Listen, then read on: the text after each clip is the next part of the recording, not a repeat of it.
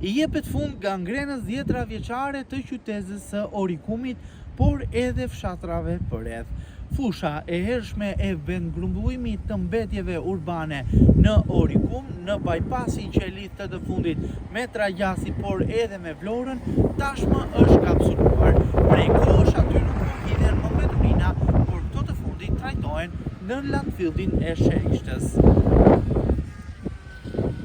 Pas kapsulimit të fushës së mbeturinave, e cila ndodhet në njësinë administrative Orikum, Blu Televizion ka shkuar këtë të enjte për të vëzhguar nga afër situatën, për të konstatuar nëse në fushën e cila ka qenë prej vitesh një gangren për banorët e Orikumit, si dhe disa fshatrave, hidhen mbeturinat apo jo. Prej vëzhgimit është parë se në këtë fushë vendgrumbullimi, e cila ka sjellë ndër vite problematika, mbetjet nuk hidhen më aty, por trajtohen në landfillin e Sherishtës.